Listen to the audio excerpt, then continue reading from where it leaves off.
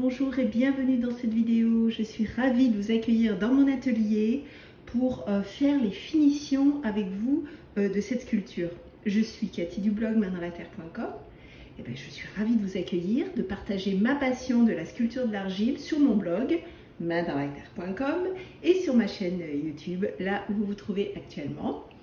Je peux vous proposer un livre qui a aidé énormément de personnes à mettre les mains dans la terre, puisque c'est vraiment ma passion et que je suis ravie de partager ça avec vous. Donc pour le télécharger, je vous l'offre avec plaisir, hein, évidemment. Il y a le lien qui s'affiche ou en bas dans la description. N'hésitez pas à m'écrire, il y a toutes mes coordonnées si vous avez des questions. Alors aujourd'hui, oui, pensez à vous abonner à la chaîne aussi et puis me mettre un petit j'aime si la vidéo vous a plu. Donc aujourd'hui, je voulais vous parler des finitions.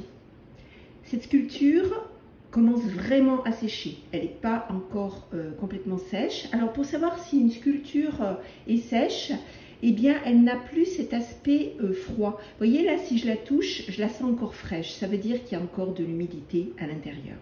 Donc je la fais sécher tout doucement sous plastique, parce que c'est une pièce qui, qui mesure à peu près 40 cm de haut, donc elle est imposante. Il faut vraiment que la terre se mette en place tranquillement. Mais je profite des différents états de séchage de l'argile pour faire des finitions soignées. Je vous partage cette vidéo parce que souvent on m'envoie des photos et je vois des sculptures qui ne sont pas terminées, vous voyez, où les corps sont un petit peu bosselés, tout ça. Bon, je vous donne d'autres astuces dans d'autres vidéos, mais là aujourd'hui je voulais vous partager une finition que moi j'aime bien, avec une terre donc qui est encore assez humide. Alors ça se voit pas comme ça, mais en surface quand même on voit bien qu'il y a encore de l'humidité, donc pas question de la faire cuire à ce niveau là, sinon il y aurait des soucis lors de la cuisson. Alors vous allez prendre, si vous le souhaitez bien sûr, comme moi, c'est-à-dire de l'eau avec un petit récipient tout simplement. Bon, moi j'utilise des pinceaux usés, vous voyez, archi usés, voilà. Et ce que je fais, c'est que j'adoucis en fait toutes ces arêtes. Alors sur les cheveux, mais ça va être aussi sur le visage. Et le fait de mouiller comme ça, alors je vais vous montrer, ce sera plus simple que ma parlotte.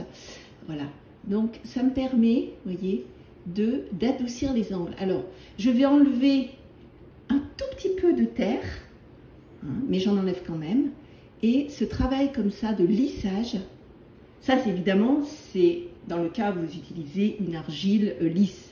Si vous aimez les argiles très chamottées, évidemment ce conseil ne s'applique pas, parce que si vous faites ça sur une argile chamottée, vous allez faire ressortir tous les grains et ça va faire l'effet inverse. Mais sur une faïence comme celle-ci, une terre cuite, ça c'est une terre rouge, c'est-à-dire qu'à la cuisson elle va être rouge, et bien vous pouvez très bien faire ce que je fais.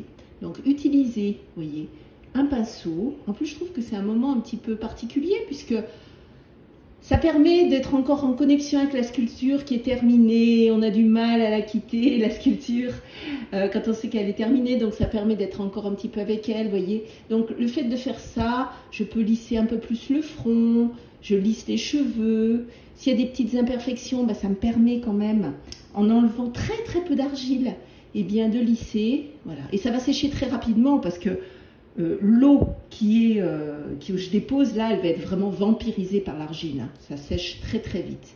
Voilà. Mais s'il y a encore des petites traces, ça permet quand même de bien travailler ça. Donc si vous avez des petits soucis comme ça de finition, je vous invite vraiment à faire ce genre de technique. Dites-moi si c'est le genre de choses que vous faites ou dans les commentaires, ou si vous aimez plutôt les sculptures un peu d'aspect brut, vous voyez, ce genre de choses. N'hésitez pas à me partager ça en commentaire. Vous voyez, là il y a un petit peu des choses qui ne sont pas nettes.